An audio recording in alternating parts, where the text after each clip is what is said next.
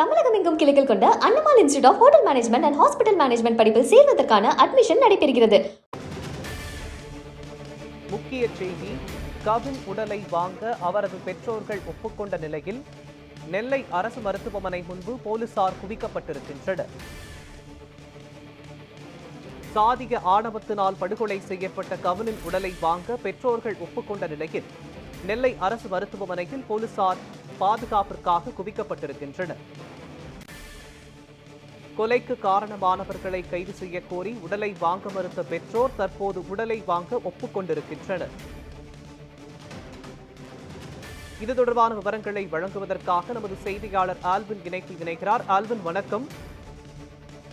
நெல்லை மாவட்டத்தில் சாதிய ஆணவ படுகொலை செய்யப்பட்ட கவினின் உடலை வாங்க பெற்றோர்கள் தற்போது சம்மதம் தெரிவித்திருக்கிறார்கள். மேலும் நெல்லை அரசு மருத்துவமனையில் போலீசார் பாதுகாப்பு பணிக்காக குவிக்கப்பட்டிருக்கிறார்கள். தொடர்பான விவரங்கள் என்ன, சொல்லுங்க. திருநெல்வேலி கேடிசி நகர்ல கடந்த 27ஆம் தேதி மின்பொறியாளர் கவின் ஜாதிய ஆணவ படுகொலை செய்யப்பட்டார்.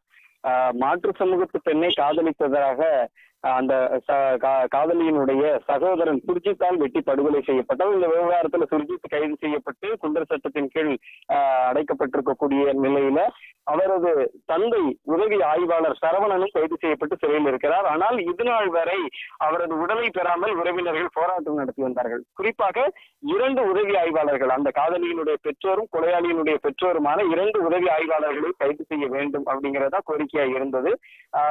கிருஷ்ணகுமாரி என்று அந்த உதவி ஆய்வாளர், அந்த பெண்ணினுடைய தாயார், அதே போன்று கொலையாளி சுர்ஜித்தினுடைய தாயார், இந்த இருவரையும் கைது செய்யணுங்கிறதா கோரிக்கை. ஆனால் இதுவரை கிருஷ்ணகுமாரியை காவல்துறையினர் கைது செய்யவில்லை.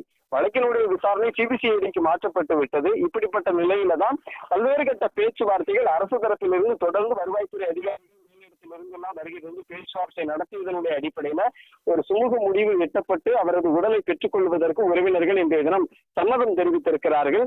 இன்னும் சற்று நேரத்தில் அந்த உடலானது உறவினர்களிடம் ஒப்படைக்கப்பட இருக்கிறது. அப்படி ஒப்படைப்பதற்காக திருநெல்வேலி அரசு மருத்துவக் கல்லூரியினுடைய உடல் கூறு ஆய்வுகள் முடிந்து பிணவரைக்கு இன்னும் சற்று நேரத்தில் வருகை தரும்போது அங்கு அசம்பாவிதம் நடைபெறாமல் இருக்கக்கூடிய வகையில முன்னெச்சரிக்கையாக காவல்துறையினர் பாதுகாப்பு பணிகளை மேற்கொண்டிருக்கிறார்கள். மாநகர காவல்துறையினர் அந்த பாதுகாப்பு பணிகளை துரிதப்படுத்தி இருக்கக்கூடிய நிகழ்வும் இருக்கிறது.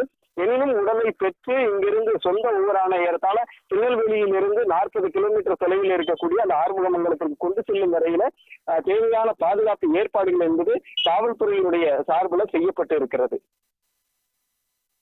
நெல்லையில் ஆணவ படுகொலை செய்யப்பட்ட கவினின் உடலை பெற்றோர்கள் வாங்க ஒப்புக்கொண்டிருப்பதால் நெல்லை அரசு மருத்துவமனை முன்பு போலீசார் குவிக்கப்பட்டிருப்பது தொடர்பான விவரங்களை வழங்கியதற்கு நன்றி ஆல்வின்.